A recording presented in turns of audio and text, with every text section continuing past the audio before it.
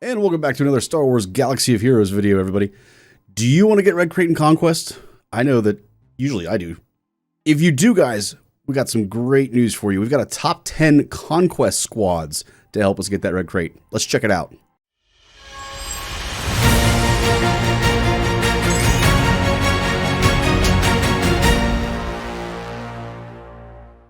All right, so first and foremost, before we get into the details of this, guys, we're going to be looking at what I deem to be some great squads to help you guys get a lot of different feats in Conquest.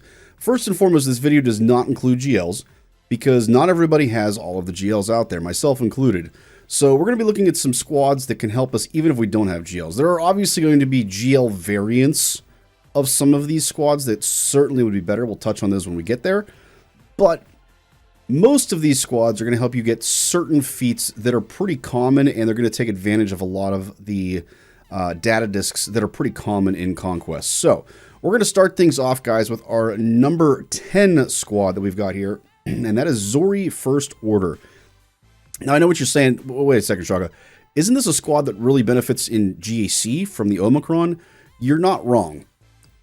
It is, in fact, true that this is probably a best squad, or the best placement for this squad is in GAC, but this team can still do a lot of really great stuff in Conquest, guys, especially if you're in the lower levels of Conquest. The big reason for this is because of Zori's ability to stealth characters. So usually you want a squad to be reactive and not proactive in Conquest. It's kind of the opposite of PvP content.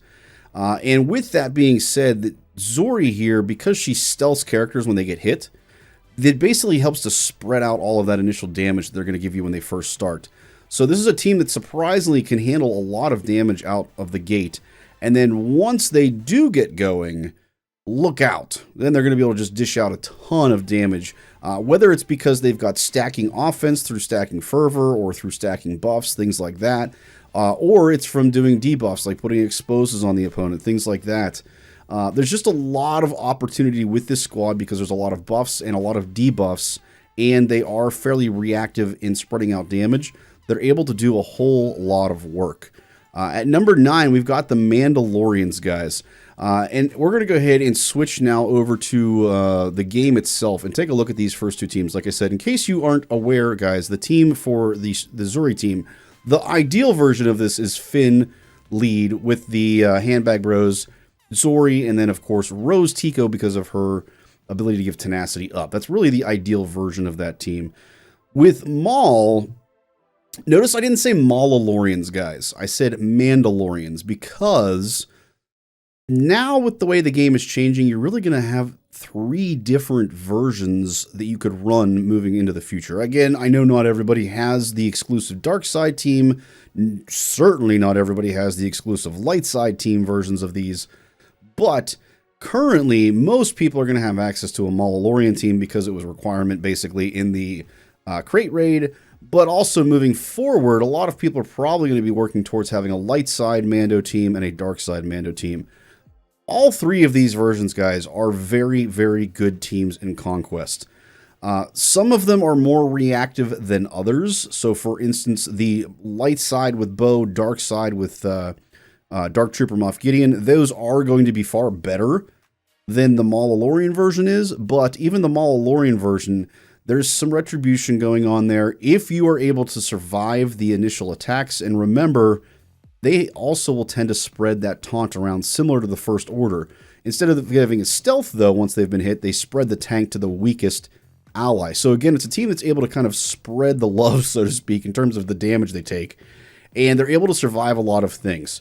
Like the Zori team, I don't recommend necessarily trying to use the Mandalorian team in particular at the high sector levels. So when you get into Sector 5, for instance.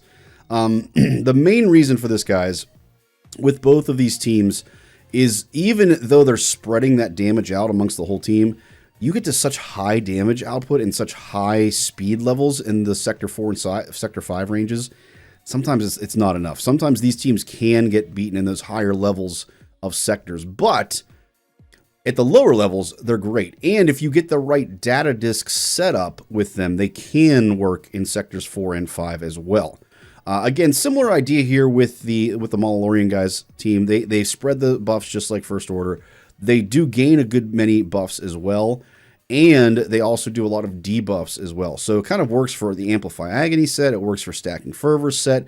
It works for attacking out of turns with Blindside. It just really is able to take advantage of all of the different data disk sets that are out there and that are going to help you through that Conquest scenario. Now, the next team that we have here, number 8 on our list, as you guys can see, is AdRad. AdRad is a little bit different than the other two. So this is a team that does not really thrive on turn meter per se, like the other two teams can. More so First Order than the Mandalorian team there. But AdRad's team is just so thick that it's really hard for the opponent to get through them.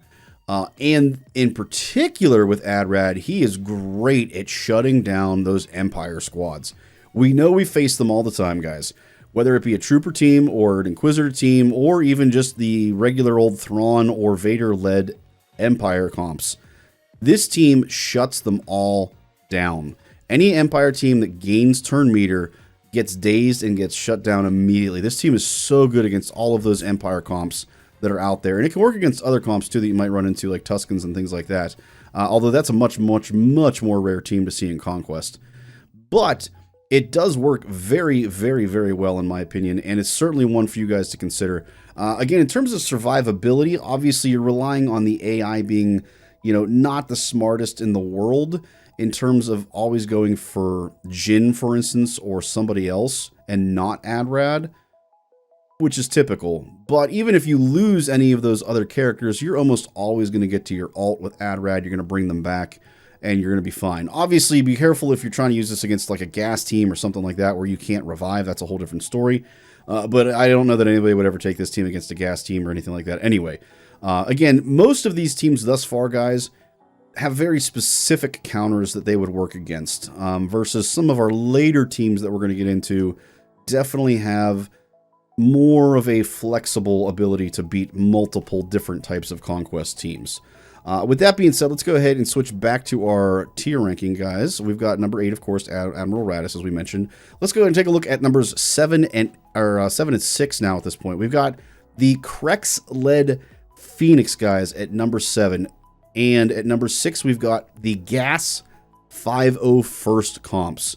These are two very, very good teams. And in particular, they're great in Conquest when you have the right data disk setup. They can have issues if you don't have the right data disk setup. We'll talk about that here in a moment. So, for instance, we're going to start with the Phoenix team, guys, here. First and foremost, disclaimer with this, guys. If you don't have Krex, if you don't have Captain Rex, this does not really work. I do not recommend trying to go for Phoenix without Captain Rex because you're just gonna get killed. They're gonna slowly destroy you. You're not gonna have the survivability, and you're not reactive enough without Captain Rex to be able to do any kind of real work. Now, when you throw Captain Rex in here, totally different story. First and foremost, when Captain Rex is in this team, you have way more debuffs. Remember, being able to have a combination of buffs and debuffs is a very, very good thing. Debuffs will help you if you've got an Amplify Agony set or a Volatile Accelerator set. Buffs help you if you're doing any kind of stacking offense based off of buffs that you're getting. And likewise, attacking out of turn also benefits you if you have any Stacking Fervor type sets, that kind of thing. Or if you're running any kind of protection recovery as well, that's also a very good thing in terms of survivability. Both of these teams, by the way, guys, the AdRad team, actually really all of them, all of the teams that we've talked about thus far, they all have attack out of turn mechanics as well, bonus attack mechanics, that helps with that survivability and or that stacking offense that we get. But the reason that Captain Rex and Phoenix work so well, though, guys, is really a turn meter gain issue. So once they do get a turn, and they do have some reactivity about their squad, not as much as some of our later ones, but they do have some reactivity because of Kanan Jarrus and his ability to counterattack, and as a result, the entire Phoenix faction's ability to counterattack. They do have some of that reactivity, but once they do get a turn, and they're able to use a special, it's over. it's over. You're going to daze the opponent. You're going to stun the opponent. You're going to constantly take turns. You're going to constantly feed turn meter. It's just a train that cannot be stopped. Such a good team. I will caution you that if you have them at lower relics like mine, so for instance, mine are only at relic 3 and or relic 1 with Captain Rex. Again, you've got a little bit of limited ability to use this team dependent on the data discs that you're running. If you have a high relic version of this Phoenix team, you're golden. Don't need to worry about it. You can use it all the way up into Sector 5. You're not going to have any issues. But if you do have a low survivability version of this team, you just want to be careful about how far into the sectors you go without any really top-tier data disk setups that you've got enabled on it. I'll use an example. Even at Sector 1, guys, this is still a very functional team. Back when a version of this team with Ezra was one of the requirements, everybody other than Hera, actually no, Hera was even at Gear 12 back then. They were all Gear 12. Captain Rex was Gear 11. I was still able to get wins without losing any of them because they're that good. Now, again, that was only in Sector... Actually, that was up to Sector 2. Yeah, that was Sector 2 that I was doing that stuff in the bonus nodes. Now, again, that's with data disks. If you don't have the data disks on them, much, much more challenging. But like I said, guys, even at low relics like this, it's still very functional, but totally will destroy stuff at the higher relic levels. Gas... Same kind of an idea if you have the right data disk setup. One of the great things about this team is that there are no revives. Absolutely amazing. One of the downsides, unfortunately, to the way things are coded is with Imperial Troopers. A lot of times that node, it doesn't matter. They will still come back. So keep that in mind. But if you are running any kind of a stacking offense, stacking... based on attacks out of turn or buffs. The buffs are not as good with this team, but the attacks out of turn, the crit hits kind of stuff, whether it be recovery, stacking offense, any of that stuff, guys, absolutely amazing on this comp. Not a lot of debuffs on this comp, so be careful if you're running a volatile accelerator / amplify agony type setup. Not as effective here on a Gas 5 first team, but if you are running any kind of protection recovery based on attacks out of turn or crit hits, I know for me, I just did is it Mending Shield, I think was what the term was, of the most recent data disk set that came out, that every time somebody crits, all allies gain something like, 10% protection back? It's insane. If you can find that data disk, you throw this on this team with like a stacking fervor disc, or any other kind of stacking offense based on buffs, this team is just going to absolutely annihilate opponents. Really, really, really good. I use this primarily against Sith comps, and or the other one that's really good against this is the the Mandalorian bow-led bounty hunter, or not bounty hunter, Mandalorian teams, because they're constantly getting all of those buffs. Gas just destroys them, and that's without even the data disc, guys. That's just built into his kit. The more buffs your opponent has, the more offense he ramps. So, again, based on certain opponents, guys, and the data discs that you're running, this can also be a great team. Let's go ahead and pivot back to our top 10. So, one of the things I want to point out thus far, guys, 10 through 6 are all teams that I would argue are a little bit more situational. So, for instance, what I mean by that is they're very good against certain comps, certain teams, and they don't have quite as much of a full viability across the board no matter who you're facing. As we get into the top 5, that changes a little bit. These comps are going to work against a lot of different teams. They're obviously still going to have their strengths and their weaknesses in terms of who they're good against and who they're bad against. But these 5 are really going to have a lot more flexibility in terms of what they're facing. So we're going to go ahead and take a look at numbers 5 and 4 next. So at number 5, we've got the General Grievous-led Separatists. Couple of variants on this team that we're going to get into here, guys, but there's one that I absolutely prefer and I use all the time that I'll show you guys and we'll talk about. And at number 4, we've got the Galactic Republic. Specifically, I'm talking about Padme Galactic Republic, but if you really, really have it, guys, JMK, let's be honest here. I said we were going to talk about GLs in this video. I know, I won't talk about him too much, but man, he is one of the kings of Conquest, guys. If you've got him, he is so good. With that being said, let's go ahead and take a look at these two teams first in further depth, shall we? So, Grievous, the variants that are out there, guys. Obviously, we've got Grievous, B1, B2, Magna Guard are the core 4. The variants you can run are Droideka, Watt, as you can see here, or Newt. Those are kind of the three that you can throw in that 5th slot. For me, personally, I prefer Watt, and here's why. Even though this team is reactive, and they are going to really punish your opponent for coming out and doing a lot of damage to start with and taking a lot of turns to start with, you still will run the risk of losing one of these characters if you're facing somebody that just dishes out either A, mad amounts of damage, or B, they just keep hitting over and over and over and over again. And you know who I'm talking about, guys. Phoenix. We've all been there. We've all faced them where Ezra or Sabine just won't stop attacking. And next thing you know, you've lost your Magna Guard. As good as your Magna Guard might be, and as you know, reactive as your team might be because of B2, it doesn't matter. If they just keep taking those bonus attacks over and over and over and over again, you're going to end up losing Magna Guard. And then you're stuck with a 2 out of 3 stars. And that's no good. So for me personally, I prefer putting Watt in here. The big reason for that is, one, when he puts that tank tech on Magna Guard, it is automatically going to make it way harder for them to kill him. It's not going to give them any option to go after Watt as a result of that. And the bigger thing is, usually Watt is able to take a turn after they kill Magna Guard. So assuming that they are able to kill Magna Guard, Watt's going to get a turn. He's going to revive him. And by the time that happens, you've already got your Terminator train rolling, and they're not going to take another turn. So you're going to be able to get that 3rd star that you would have lost otherwise if you were running, like, for instance, Droideka or Newt. Obviously, Newt has a revive mechanic in it, so that's not the end of the world. He will come back in case he dies. Droideka has damage immunity, so that helps a little bit too. But neither of them are going to help you if Magna Guard ends up getting defeated out the gate. So, again, that's why I prefer Watt. This team, for me in particular, guys, works really well against, obviously, Phoenix, as I mentioned earlier. The other situation where I use this a lot, guys, outside of like Mon Mothma, things like that, where there's not a lot of AoEs and or targets, hard targets.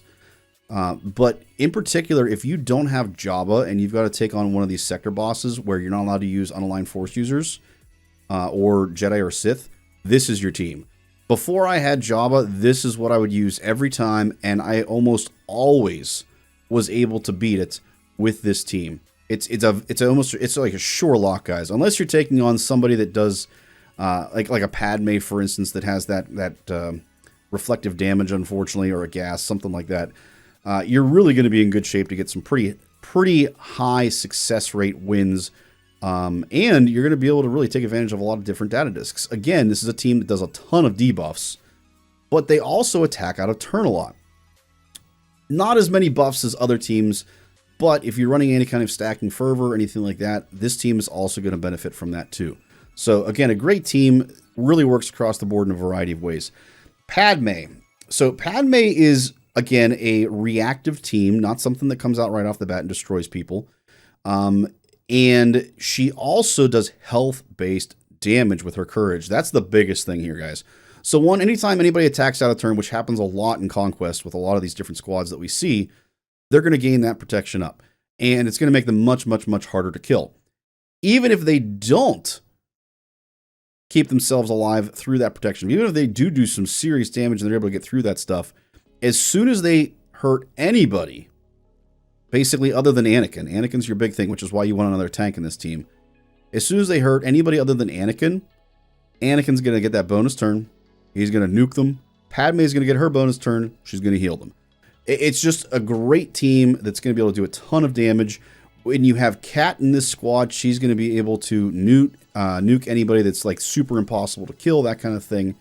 Again, this is a great team. This will work against most anything that you encounter, folks. Even fellow Padme teams, even other Padme teams, if you can get Kat to get her cooldowns down fast enough. Obviously, I mentioned JMK is the ideal version of this team. If you have JMK, you want to run him instead.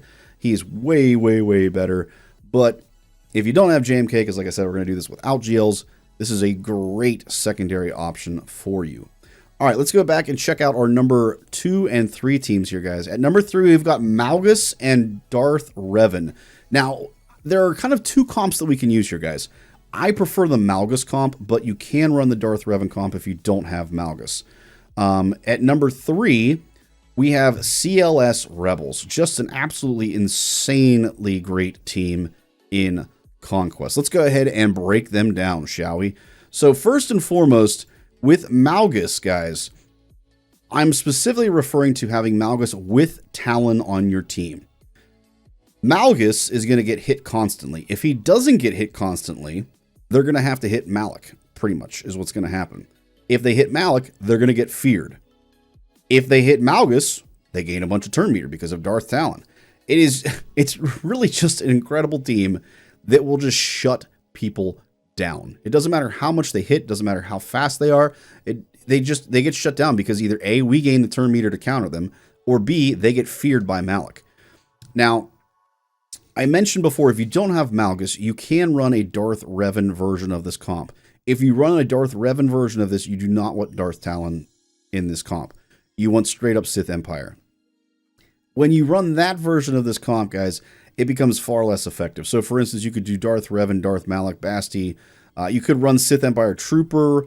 If you wanted to, that might work. You could do HK. You could run Marauder. Any of those things. I would probably run Marauder and HK over Sith Empire Trooper because, again, ideally you want them attacking Malak. Malak is the tank that you want them going after the most because he's going to fear them. But the ideal comp, really, guys, here is Malgus. You have that turn meter gain that you get with Talon, her being on this comp. And the other thing that happens as you go through this, guys, remember, fear prevents them from taking any turns, no matter what. And most of the teams that we're going to face are going to be vulnerable to fear, with the exception of Padme herself. The other perk of this team, the reason this works so well, is they can't be stunned because of Darth Revan. So, for instance, those pesky Ewoks that we all can't stand because they stun us constantly, yeah, not with this team. You want to take all those turns, go for it, guys, because we're going to either A, fear you, or B, we're going to gain a bunch of turn meter too, and then we're going to wreck you. This is one of my absolute favorite comps to use, simply because they are so good at destroying the Ewoks. I hate the Ewoks almost as much as I hate the Inquisitors. That's a whole other story, though.